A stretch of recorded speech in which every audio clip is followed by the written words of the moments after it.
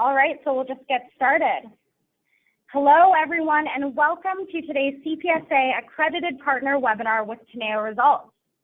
Please note that you've been placed on mute for the duration of this webinar and that you may ask questions during the Q&A session using the Ask Question function in your GoToWebinar dashboard.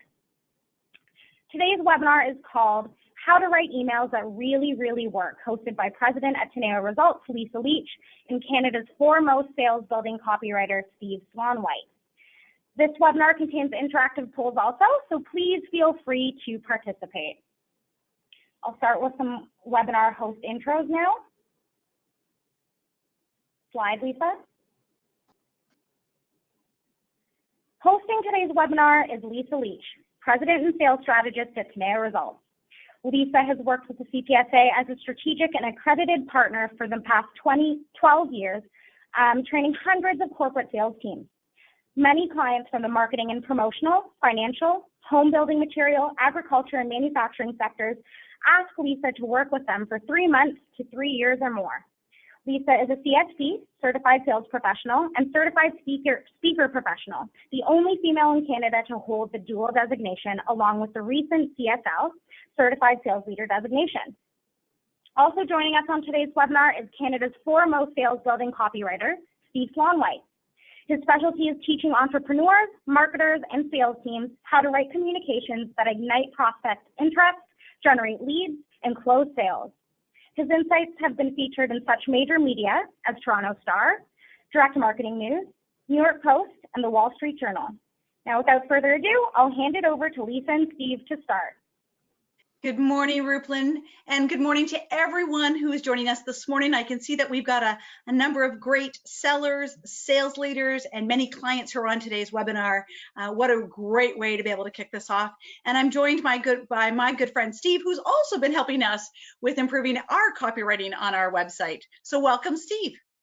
Well, I'm glad to be here. Thanks, Lisa. So the spring is an ideal time to be doing a prospecting blitz. I've been working with many sales teams to be creating a prospecting blitz during the spring. And one of the things that I've realized is that many people really find it a little bit more challenging to be able to write those really great prospecting emails. So that's why I reached out to Steve to say, what could we do to really help people become much more savvy in their prospecting emails? So we're excited about this morning's webinar. We've got it action-packed with all sorts of ways to be able to create a really effective email that will get a much better response rate. So first of all, before we do that, let's start off with some polls. And let's get feedback from our audience today. The salespeople are in the trenches to be able to find out what are their prospecting successes and their challenges and what we can do to help them improve those prospecting emails. So Rupel, are we ready to roll out the polls? We've got 5 questions in the series of polls. I'm going to launch the first poll here. Number 1 is, how many prospecting emails do you send each week? So you've got a couple of different options here. The polls are open. Do you send 1 to 10 per week, 11 to 20, 21 to 50, or 51 plus? I guess we should have given an option. Perhaps people are not even sending prospecting emails each week. We'll give it about 10 more seconds.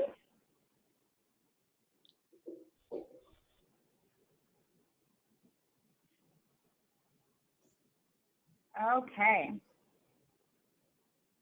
And Rupelin, what are our results in this first poll?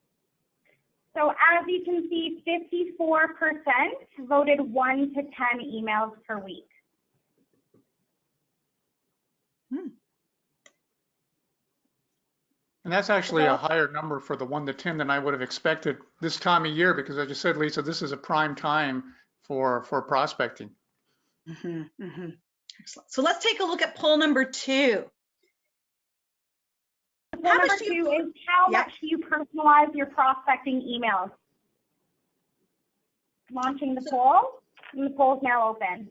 Excellent. So the options are, I personalize their name and possibly company name. I personalize their challenge or need. Most of the email is personalized to each person. Rarely do I personalize the email. So 4 options. And please answer them candidly and honestly so that we can see exactly what you are doing and what that reality is.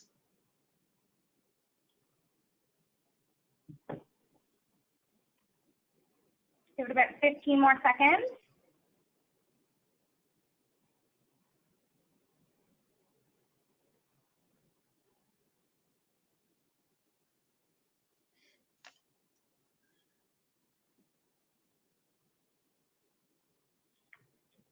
Okay. Okay, and Rublin, what are our results for the second poll? 57% say most of the emails personalized to each person. Okay. And what is the percentage of people that rarely personalize their emails? 3%. 3%. Okay. Poll number 3. Let's find out how effective their emails are. What is the prospecting response rate based on sending out 10 emails? Launching the poll, and the poll is open. So let's less than 10%, which is basically 1 out of 10. 11 to 30%, which is anywhere between 1 to 3 responses. 31 to 49%. 51 to 74%. It'd be great if you got 100% response rate, but we know that that's probably not realistic. So let's see what kind of response rate people are getting.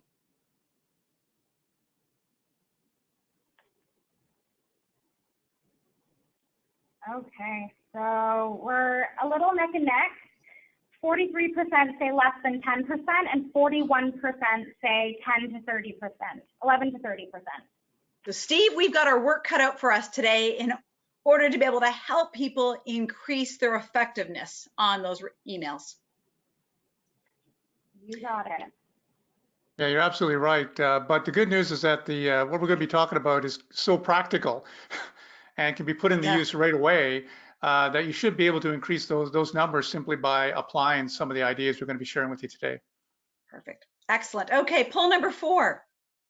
Poll number 4 is, have you ever used a cut and paste template with no personalization or customization and got it to work?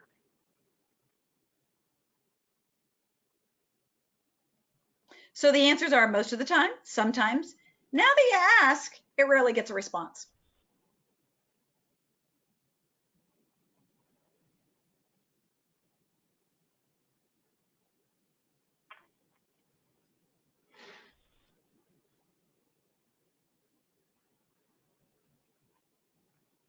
I'm gonna wait for a few more responses.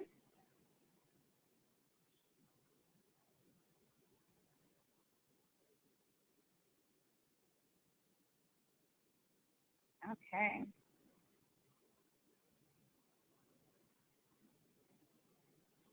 So most 59% said now that you ask, it rarely gets a response. Thanks for everybody's candid honesty this morning. And our fifth and final poll. What is your most effective method for prospecting? So options are telephone calls, emails, LinkedIn, trade shows and events, or drop-ins. I was working with a team and was quite surprised at how effective drop-ins were. But again, it was all dependent on who you are prospecting. So let's hear from our audience today. What is their most effective method for prospecting? Give it 10 more seconds.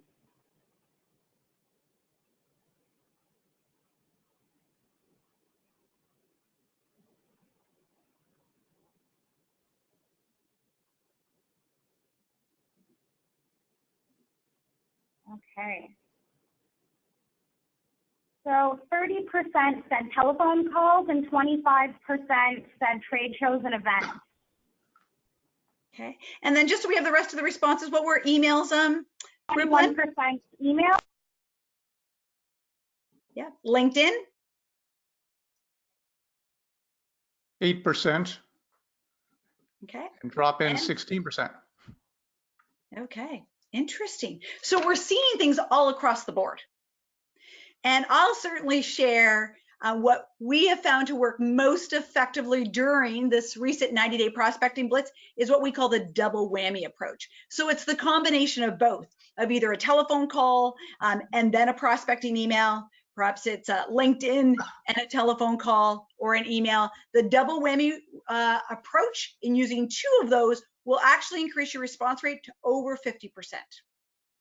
So on that, we're going to actually get into our webinar here and really look at prospecting reality. So for those of you who've worked with CPSA and certainly myself at Teneo Results, you'll see that we're very much about strategies, grassroots tips. We're not about tricks because again, we truly want to be consultative in the way that we work, and we're looking to be able to establish those kinds of relationships that are going to have long term.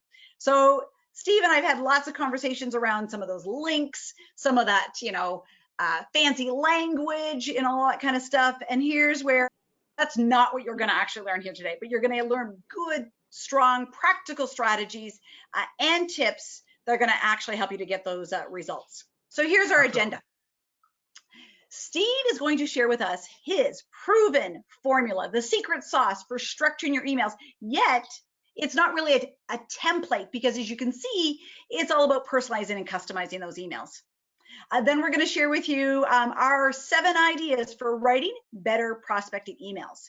Steve has been a salesperson at one point in time, so this is what's great about Steve can actually understand what it's like to be in the trenches and understand what it takes to be able to make those phone calls, do those drop-ins, but most importantly, those prospecting emails.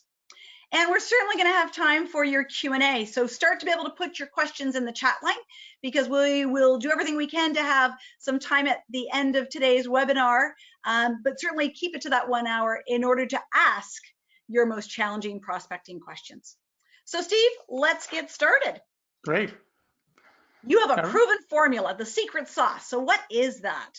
Okay, what is that? I call it the 5 Ps. I just want to reiterate what you just said, Lisa, is that we call this a formula. It's a formula for structuring your email, what to say at each part of your email, but it's not formulaic. I don't advise you to write in a formulaic way. I advise you to write in a conversational way, have a conversation with your prospect, but following this structure is going to make that conversation much more effective. So let's take a look at the 5 Ps. Here we go, and there's the 5 Ps. So there's a 5 P sales writing formula. It's personalize, problem, present, prove, and propose. So you start off by personalizing your emails, personalizing the first couple of lines, letting the prospect know that you know them, that you've done your homework, that you know something about them, that you perhaps have an idea that will help them solve a problem, a challenge, a need, or goal. And then you get into and you mentioned the problem, then you get into talking about your solution and then adding some proof and then proposing a next step. We're going to show you some examples here just to bring these 5 Ps to light. Let's take a look at the first example. These are kind of before and after examples we're going to show here, Lisa.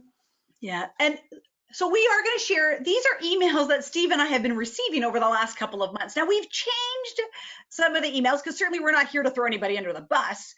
And we're not here to critique, we're here to actually coach. That's what we do best. In taking a look at these emails and looking at what we could do to help improve the response rate of these emails. So Steve, what are your thoughts on this first email that we're seeing on the screen?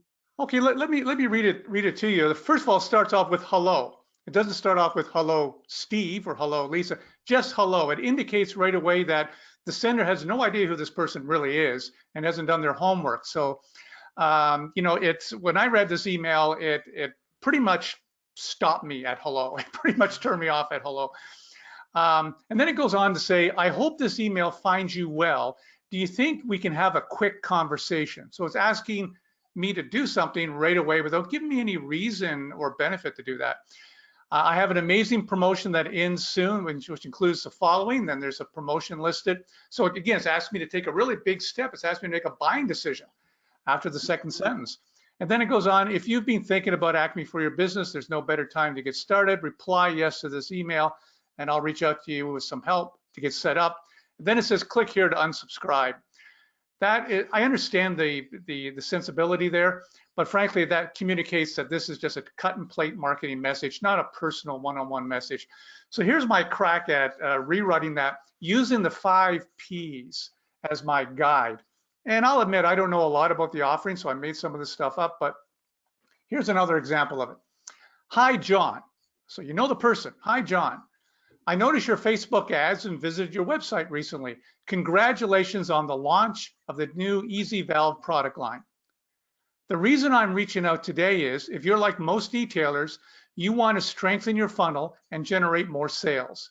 That's what we're all about here at Acme. In fact, more than 320 customers say they've increased sales by at least 32% thanks to our platform. Would exploring if you can get similar results be of interest to you? If so, let's schedule a quick phone conversation where I can also give you a look under the hood at how other e-tailers use the platform to grow sales. Do any of these dates and times work for you? And then it continues on in that way to the close. So, I mean, that's not a perfect sales email. No sales email is, but you can see how it's much more likely to get a reply from a good prospect than the previous email. The previous email is likely to get deleted. This one is, hey, there's some things of interest here to me. This person looked into my business. They know something about us. They have an idea with their solutions that could really help us, and they have a way for me to learn more. Okay, much more likely to get a response. And it's very conversational. And one of the things that certainly most buyers are looking at their emails on their mobile device. And when they do that, they only see the first 10 to 15 words. So again, you can see the importance of being able to personalize this, and that would get their attention if they were only looking at it on their mobile device before they hit that delete key. So let's see what else you've done. Let's take a look at the next slide so I see where I've broken it down with the 5 Ps. So I started off by personalizing. Then I highlighted a problem, a common problem that other e-tailers have that they may have. The present part is simply one sentence. That's what we're all about here at Acme. You don't have to go any further than that in an initial prospecting email. And then I added some proof. I pointed to how many other customers are using our services and the average, what they're saying about the results that they're getting. That's some proof. Then I have the question, and then I propose the next step. So there's the 5 Ps in action in that email. Excellent. So let's take a look at another before and after example. So again, this is a real email, and like we're not here to critique, we're here to coach, as Lisa says. So let's look at some ways to make this email better, much more likely to get more prospects replying saying yes. So it starts off with, hi, Simon. With all the new acquisitions under Acme Inc., we wanted to see how we can help you realize hard cost labor savings and process improvements when it comes to sustainable cleaning sanitation solution programs. We are a manufacturer of quality cleaning sanitation chemicals and equipment with a number of new innovative technologies ideal for the cannabis industry. Next paragraph, for example, when using some of our newest technologies for manual cleaning, we see 70% labor savings, 60% less product use, and offering a more complete coverage on surfaces which provides higher levels of compliance. I would like to set up a meeting, 30 minutes to discuss in greater detail some of the ways we might be able to help, and then it continues on in that vein. So one thing I'll say about this, it's not as conversational as it could be. You notice I had trouble reading that almost because it doesn't come across as conversational. So one tip I'll give you right now is before you send your email, read it out loud. Make sure that it sounds conversational. If you read it out loud and it sounds awkward, or you trip over certain phrases, or some of the sentences seem long-winded as they do here, then it doesn't come across as conversational. Also, don't put bolded text in your email. That just screams that it's a marketing message, an advertisement, rather than a personal message. Let's take a look at my rewrite. So I took this and I rewrote it. Again, using the 5 Ps, you could do the same thing here. And I started off this way, hi, Simon. I couldn't help but notice from all the industry news that you're expanding with 2 new acquisitions. Congratulations. If you're like most companies in the cannabis industry, cleaning and sanitation is becoming a big issue. You must stay in compliance, yet need to keep a lid on escalating costs. We might be able to help. Our innovative cleaning, sanitation, chemicals, and equipment can generate significant hard cost and labor savings for you. In fact, some customers have seen savings of 60% or more. Would exploring this further be of interest to you? If so, let's set up a quick meeting, and then it continues on to the close. So you can see how I've made it more conversational, and I've restructured it a bit to follow that 5 P sequence. And I think you'll agree that email is much more likely to be read because the other email was actually difficult to read, and much more conversational, much more likely to make a connection and get a response. Mm-hmm. And Steve, I think this is, one of the biggest challenges that sellers is that we write one way, but we speak another.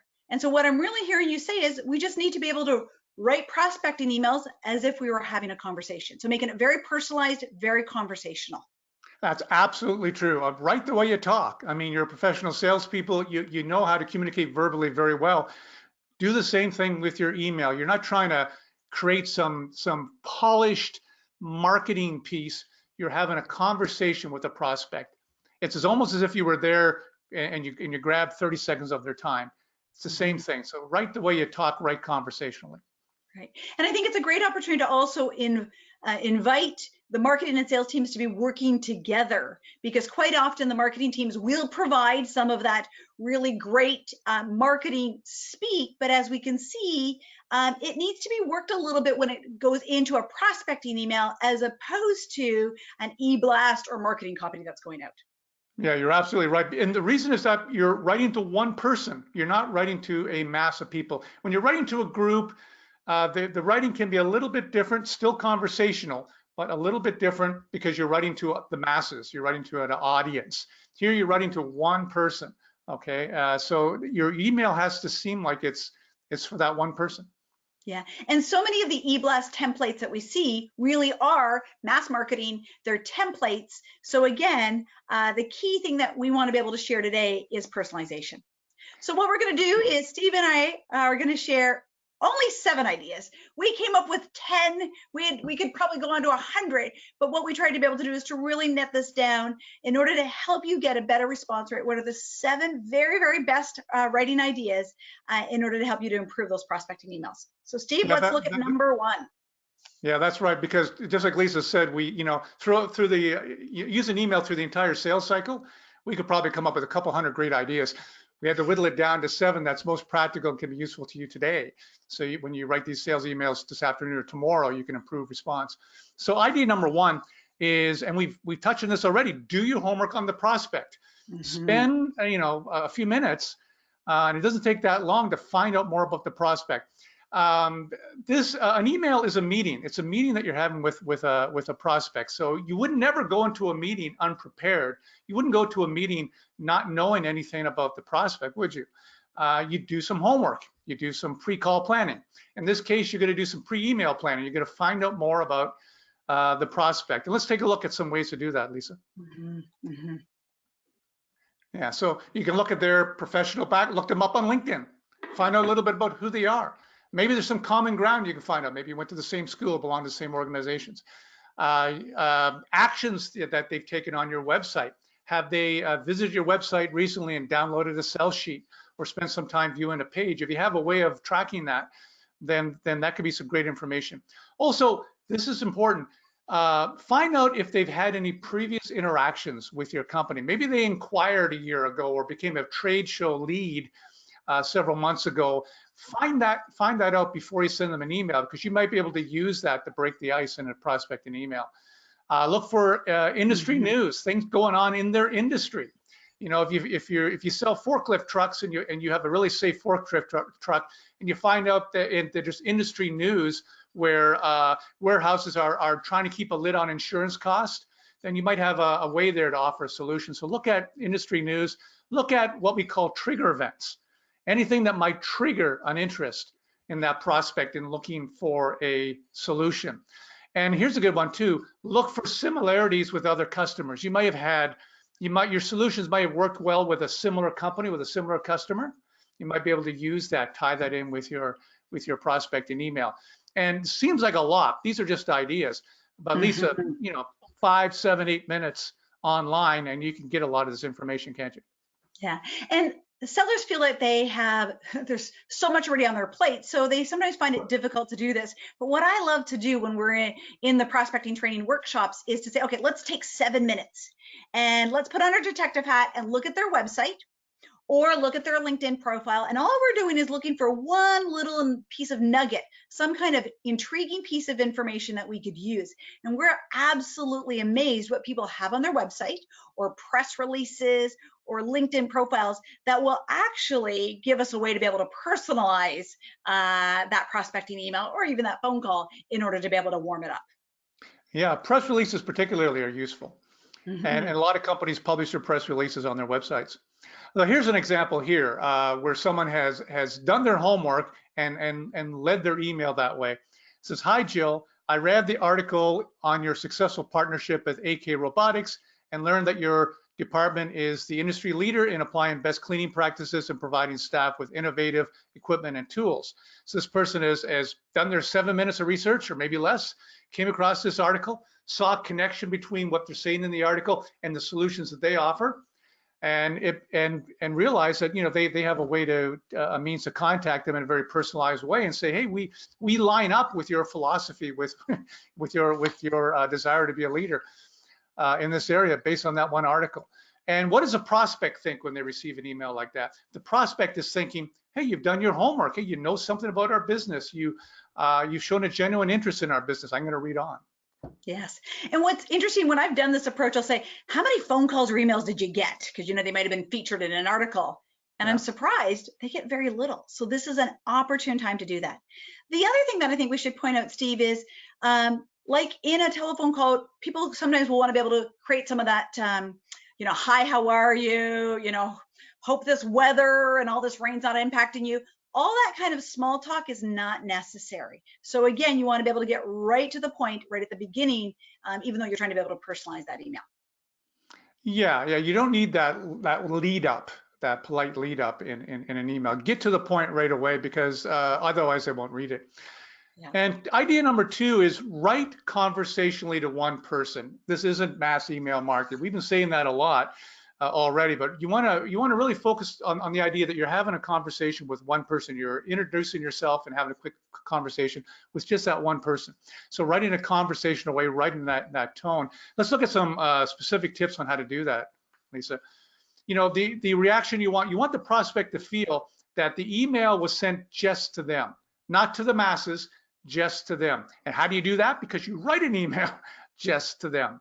Okay, if they get that sense that the email is just for them, they're much more likely to open it and read it and reply to it. You want to personalize as much as possible with their name. Don't do it too much. You don't want to have an email that says Steve throughout it. It sounds like a computer inserted that. No, it has to be conversational, but use their name, personalize as much as possible. Prospects can tell if it's a cut and paste template. You think you can fool them, they can tell. So again, personalize, customize. And here's one, I know you agree with Lisa, is avoid what I call apology talk when you start your email. Emails that start with, I like that phrase. Yeah, I know you're busy, or if I can just grab 2 minutes of your time, this kind of thing kind of sets you up as someone who doesn't really have anything important to say. You have something important to say. You've done some homework on the business. You have a solution that may help them achieve a problem, solve a problem, achieve a goal. You have something important to say. And your email should sound natural when you read it out loud. So like I said earlier, read it out loud. And here's a tip, is there should be twice as many you words as we words. Let's look at an example of that, Lisa. Yeah, this is a great example. So here are 2 emails. They both, 2 paragraphs. They both say exactly the same thing. So the first one says, our new COB forklift is the safest in the industry. We're proud that major insurers recognize our product's advanced safety features. In fact, we will often offer substantially lower rates to our customers. Okay, so that's not bad, but look what happens when you turn it around and bring the prospect into the conversation with you using you words. So here's a rewrite. If you're like most warehouse directors, you want to put a lid on rising insurance costs. With our new COB forklift and its advanced safety features, you can. Major insurers will often offer you substantially lower rates. So you see there, just go to the next slide, Lisa. Yeah, the first one, you're just talking about yourself. Us, our product, all about us. The second version, you're talking about the prospect, how you can help them. a solution that can help them. You're bringing them into the conversation, just like a real one-to-one conversation where you always bring the other person into the conversation with you and not just talk about yourself. So try to do twice as many you words as we words. If you're not using the word you a few times in your email, that's a red flag. You want to go in and turn the tone around. Simple but powerful tip, and an easy way to be able to just change that email. Okay, Yeah, let's absolutely. look at idea number 3. Yeah, don't pitch. Instead, offer a solution. What I mean by that is that you don't want to do a hard selling thing. No one likes to be pitched, but everybody's interested in a possible solution to a problem, to a challenge that they have, to a need. So look for a solution. Well, Steve, I'm going to actually challenge you on this one. Do we really want to be offering them a solution in a prospecting email? Is that what we're really trying to be able to accomplish? Well, yeah, what you're trying to accomplish is you're talking about a solution, but you don't want to make the next step the buying decision. You want to make the next step very simple. We're going to talk about next step in an upcoming idea, but you want to offer a solution, but then a next easy step to learn more, okay, which could be a 10, 15 minute phone meeting, web meeting, that kind of thing, whatever the call to action may be. Yeah. But you want to really focus on that. Let's take a look at the next slide. So this is, again, what we really want to be able to accomplish. Yeah, so here's the reaction you want to get. So which reaction from your prospect is most likely to get you a reply to your email? Yeah, an email where the prospect thinks, oh, he's just trying to sell us something, pitch, pitch, pitch, pitch, pitch. Or an email where, oh, she has a great idea that may be able to help us, improve productivity, increase sales, reduce customer service costs, or whatever your solution does. People are looking for great ideas. So you're much more likely to get a response if you get the response from the prospect on the right. And it reinforces the importance of what we call the purposeful and consultative conversation rather than doing the selling telephone. Absolutely. Okay, and here's an example of that in the email that I showed you earlier. In the center couple of paragraphs, you see there I've anticipated a problem they might have. A lot of companies are challenged with this in the cannabis industry. Here is a solution that might be able to help you, but we're not trying to get to the sale right away. The next step, here's how to learn more. Okay, so you have an idea that can help them solve a problem. And again, you're trying to be able to get that meeting. And then again, I like the suggestion is at the very end, the final call to action, are 3 different date and time options to make it easy for them in their schedule to schedule that meeting. Yeah, you always want to make the call to action easy for them to take. Not only an easy decision, but also give them options. So it makes it easy for them to say, yeah, Tuesday at 3:30 is a good time for me. Why don't I take that time to learn more? And here's a great technique, and that is ask a question in your email that gets the prospect thinking about the solution, or thinking about solving the problem, or thinking about achieving the goal, maybe even dreaming about it. And this doesn't have to be a big deal. You've seen it already in some of the examples I just read you, but it's really simply asking this interest-piquing question. Let's take a look at one, Lisa. So here are some examples of asking a question that gets the prospect thinking about the solution, thinking about solving the problem. Is this a challenge you've encountered? Another one, can you see how Acme forklift trucks might boost pick and pack times in your distribution center? Do you happen to be looking for ways to solve this problem? Would being able to reduce customer service costs by 20% make it worth a few minutes to learn more? So it's not a big thing, simply a sentence, a question where you're asking a question. When you ask a question, the prospect can't help but think about that question and an answer. Okay, when you ask anybody a question, they're going to be thinking about an answer. Okay, so this gets them thinking about an answer, and then your call to action is tied right in there. So if you have a question of would it be worth a few minutes of your time to learn more about how to lower customer service costs, then your next sentence below it is, let's schedule a quick phone conversation. So the prospect's already primed for the call to action. So here's an example here in an earlier email that I read you on one of these interest-piquing questions. Would exploring if you can get similar results be of interest to you? Okay, it's the prospect thinking about, well, yeah, I guess it would be. Exploring the idea of it would be. Next sentence. If so, then let's schedule a quick phone conversation. See, it's just a perfect lead in. So asking this interest building question can be very powerful in a prospecting email.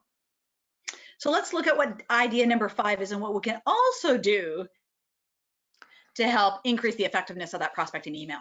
Yeah, and this is all about building credibility in what you're suggesting. That is, if possible, drop in some social proof. And what social proof really is, it's a psychological term. It simply means that if other people in my industry have had success with this solution or this product or service, then maybe we'll have success too. So the idea is to drop in some names of customers or clients within your email, or maybe even if you can't do that, just drop in the number of satisfied clients. 350 customers have had this experience working with us, something like that. Or you can do an industry ranking where maybe you're number 1 in the industry, so many people are using you. Customer stories, case studies, you can pull from that. And this doesn't have to be a big deal. This is really only maybe 1 sentence in your prospecting email, not a 3-paragraph story. This is just a very quick plug of social proof that says, other people are using our products and services and are getting great results.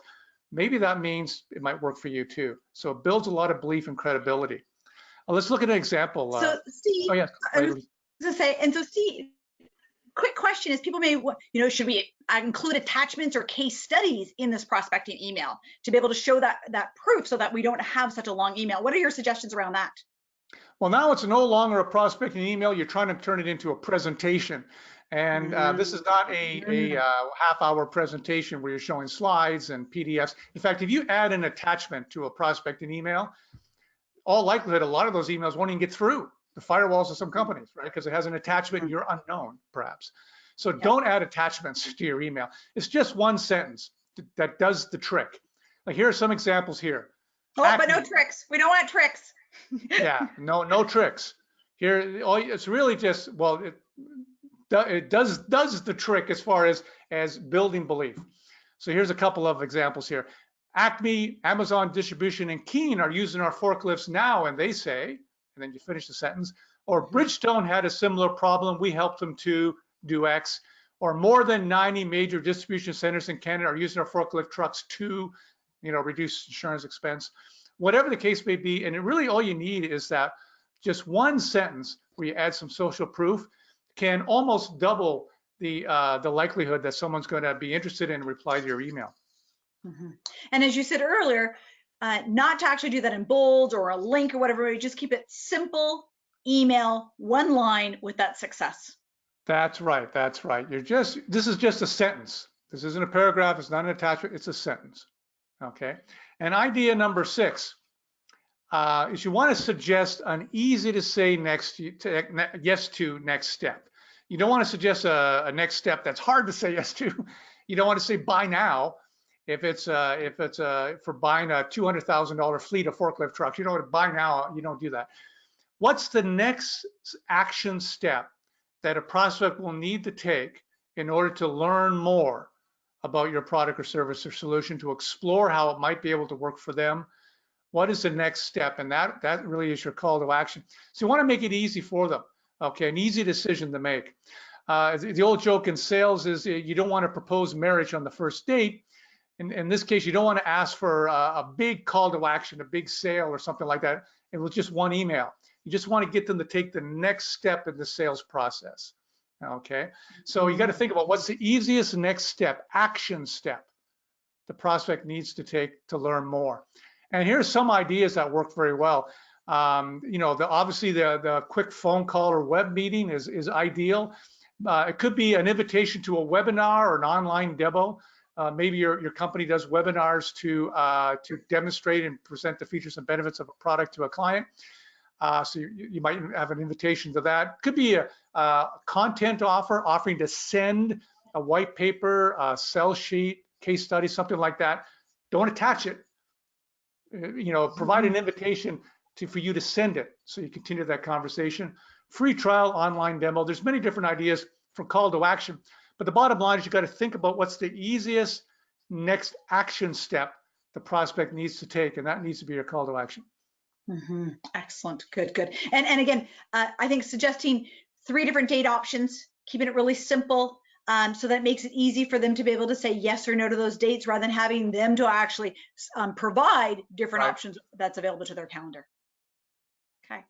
The seventh and final tip, the subject line. Yeah. Besides the, when people decide whether or not they're going to open your email, they judge it by the subject line and by the preview plane. The preview plane is the first 10, 15 words of your email. So they're critical. That's why we talk about personalization so much. But the subject line is also important as well. And there's basically 3 different subject lines you can use for a cold email that is not a referral email. If you're sending an email where you have a referral, a recommendation, someone's referring you, always mention the referral name in the email, in the subject line. That'll almost always get your email open. So always do that. If you don't have that, there's basically 3 ways you can do it. And the third way is probably the best way. First one is you can create a subject line that kind of piques curiosity. Another spill on aisle 10, ...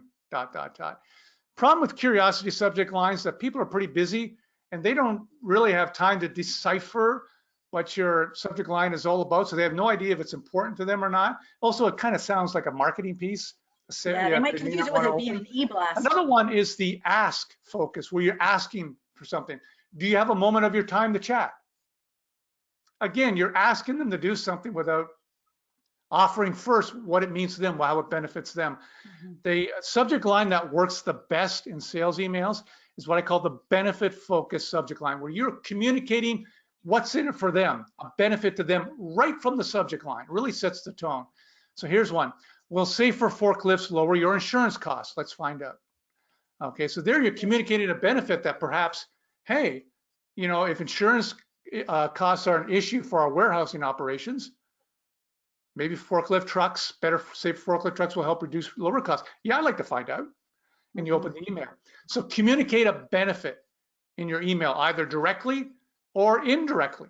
Okay, that subject line is a question subject line where you're indirectly communicating a benefit. You're asking the question, will safer forklift trucks lower insurance costs?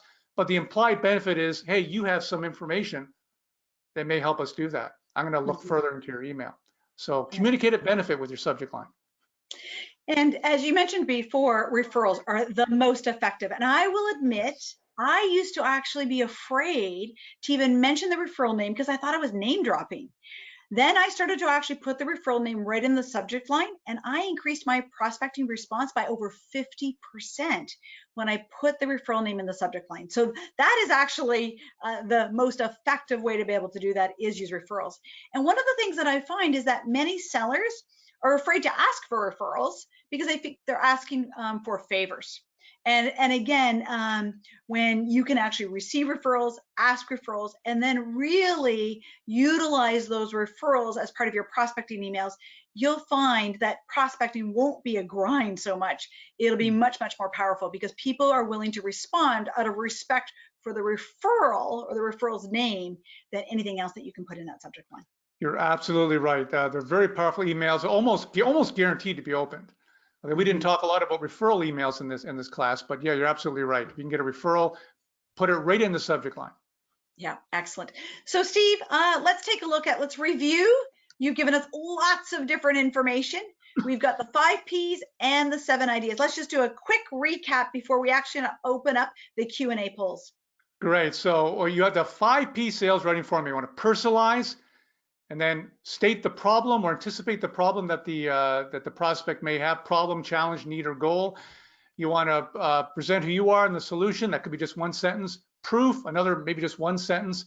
And then your call to action, propose. And in between proof and propose, ask that interest building question that we talked about in idea number, I forget now, 5, I think. So and then, there it is there. Idea number 4, right next. And then the 7 ideas. Personalize, personalize, personalize. I can't emphasize that enough. Write conversationally to one person. Think about solution, not pitching. Ask that question, that interest building question. Add a sentence that's social proof. Suggest an easy to say yes to next step. And then communicate a benefit in your subject line. And if you do those things, you can do these things on the next email prospecting that you do today or tomorrow, and it'll likely improve your reply rate significantly. Great, great. So Ruben, we've got time for Q&A. What questions are being put into the polls or the chat line in order for us to answer their questions by our experts today. So first question today is, how many times should you send a prospecting email? So Steve, let's get your perspective on this. Well, first of all, I think some salespeople are worried about being a pest. Okay, you don't want to be a pest. However, there's nothing wrong with being determined, especially if you have a great message, an idea for a solution for a particular prospect. So there's nothing wrong with sending a prospecting email, in my opinion, then following up a few days later, and then maybe following up again in a couple of weeks if you don't get a reply. But I'm very interested in what you think about this, Lisa, as far as follow-up. That's a very common question, and I get a lot of different opinions on this.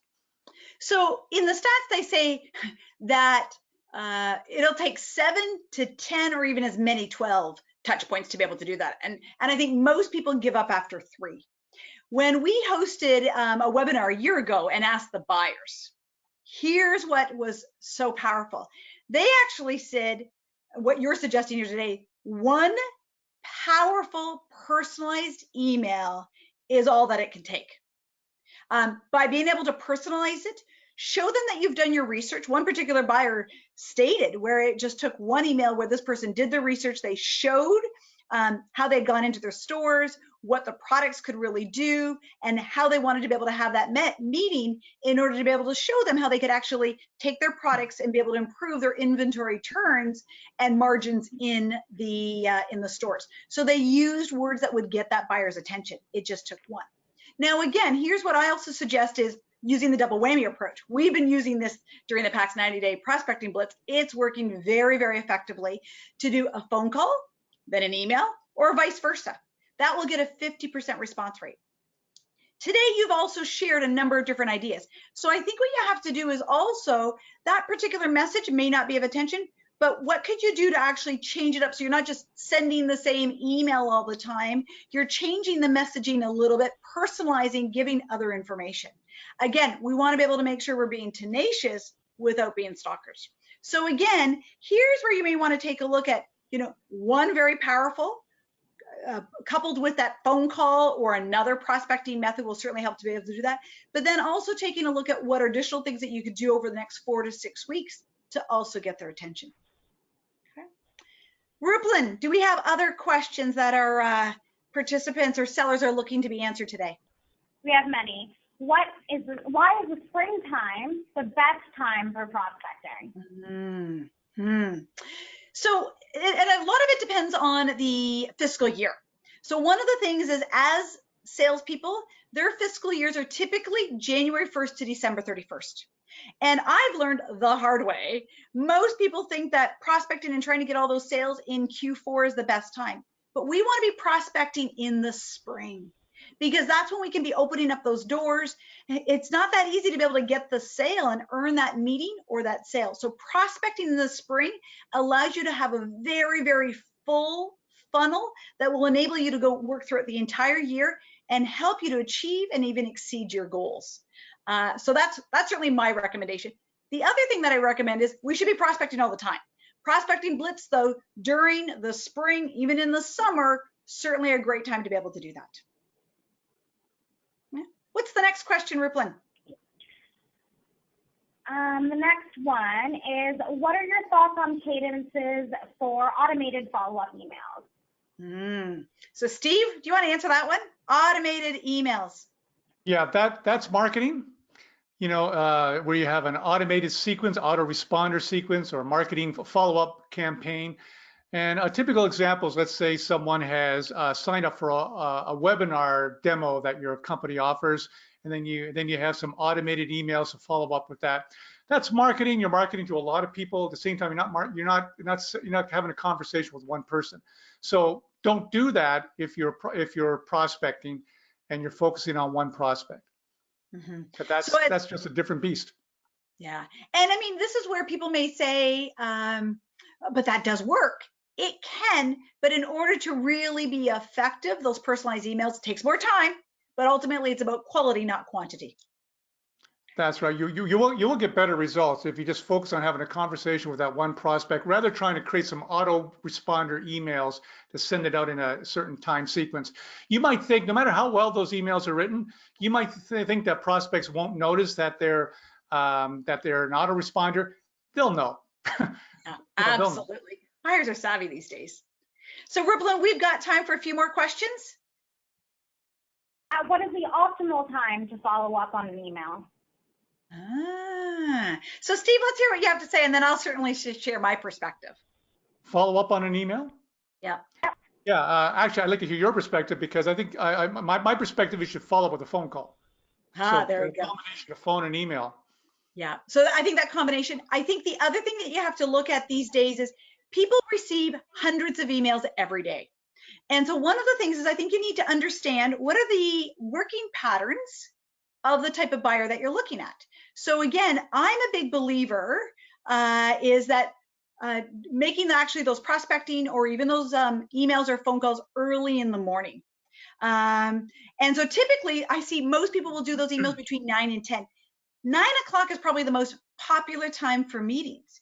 You want to be able to actually identify when is your buyer or prospect at their desk willing to either answer that phone or respond to that email.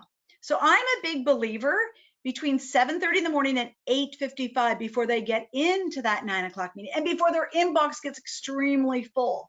So again, I think earlier in the morning, the better. There's also times where we've seen in the during lunch hour or even later in the day. I had one particular group that I was working with where they were very much their key prospecting target market was government. They found actually Friday afternoons worked best because they weren't in meetings and they were more willing to actually respond to emails because they were trying to be able to finish up their day. So again, I think there's a number of variables that you have to take into consideration. But what I always suggest is look at the patterns, the working patterns of your particular buyer, try different times, but certainly in working with many of the teams that we've done so this past year, we're finding the earlier the morning, the better. Yeah, that's very good advice. Look at the working pattern. I remember years ago when I was in direct sales, I was calling on warehouse operation directors, warehouse managers, and I found out that they would plan their day really early, like 6 o'clock, 6:30, 7 o'clock. So that's when I would do my prospecting at that time because they're kind of planning their day. They're open to ideas. Too far into the day, they're too busy fighting fires and getting stuff out the door. They don't want to talk to you. So you got to think about the working patterns of your target audience, of your prospects. And track it. I mean, I've realized, and I used to do Friday mornings. Most people work from homes on Fridays. Thursday, they say, is the best day for prospecting. So again, try different things, look at your industry and your buyers and figure out what works. Ripplin, I think we've got time for a couple more questions. How do you feel about sending an email with a read receipt? Yeah, it depends on the service that you use. And I'm not going to comment on all the different services. A read receipt is when they place a so-called invisible picture or image within the email that they can track, so they can see if someone's opened the email. So I won't get into the technicalities of it. So it allows you to know if someone's opened your email. There's some very good services out there where you can send a prospect an email and know when your prospect has opened it. But there's some other services there that can create some problems, and your email might not get through the firewall of your prospects. So just be careful. If you're going to do that, be careful of the service you use. So we've asked this question when we've done our buyers panels, and buyers hate this. They said they've read their email, they'll respond to it. So again, we have to look at it from the buyer's perspective. And I want you to take a look at it, put your own hat on. When you receive that kind of email and it has a read receipt on it, how does that make you feel, right? So again, if it's powerful, if it's personalized, they will respond. Or asking them to actually do that. I mean, you're right, there is things that can actually give you that secret intelligence, but asking the buyer to verify receipt sometimes upsets them more than it does in earning their respect or business. Okay. Yeah, remember the focus of this. What you want to do is you don't want to get into tricks and techniques. And what you want to get is the right strategies and approaches. Okay, focus on that when you're writing your sales emails rather than tips and tricks strategies like we taught you today, you'll be on solid ground. Okay. So, Ripplin, let's take, I think we've got time for at least one, maybe two more questions. I think the next one's really, really important. How do you guard against the Canadian anti-spam legislation? Oh. Well, first of all, read the website. I think it's fightspam.gc.ca. I hope I got that right. But it's written in plain English, and they've actually, for a government website, they've done a really good job of explaining how you can use email in business. Okay, and the guidelines are fairly simple, and they're not as scary as perhaps have been publicized. And that, again, that also helps to differentiate between a personalized email and then what's being put into kind of an automated subscribe e-blast type email, right? That's right. Where a lot of those regulations are around then too. Okay. So one more question, and then we're going to wrap things up here, Rupelin. We have a few people asking if it's okay to follow up with an ebook or an article. It's a good idea to if you're going to follow up, it's a good idea to follow up with an offer to send an ebook, a white paper, an article, tip sheet, sell sheet, some valuable content that's going to help the prospect. So make that offer, but don't send it as an attachment. Make the offer. You want to get the conversation going. So if the prospect emails back and says, you know what, we would like to look at that white paper on how safer forklift trucks will reduce our insurance costs. Please forward it our way. Now you got the conversation started, right? So so do it that way. Good. So we want to be able to offer the 90-day prospecting blitz because people will get started. What we have found is prospecting seems to be a hit and miss activity. And I believe it should be a disciplined habit. We need to be doing this every day, definitely every week, being able to block that time in our calendar.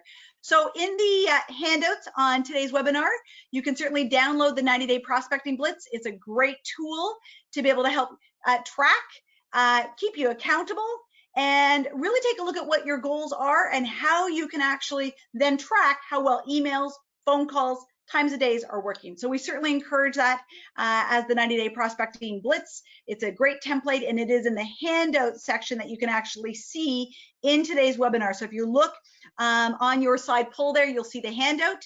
You'll just click on that and you can actually download that.